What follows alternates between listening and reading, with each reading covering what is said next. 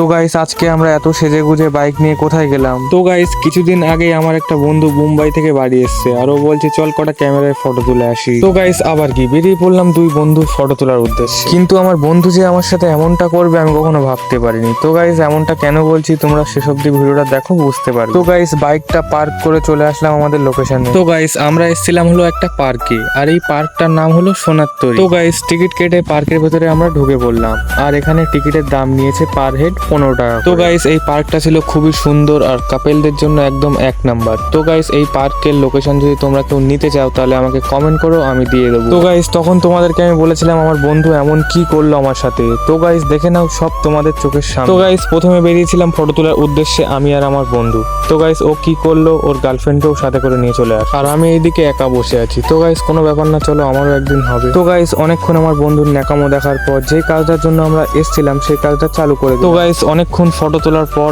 আমরা বাড়ি চলে আসলাম।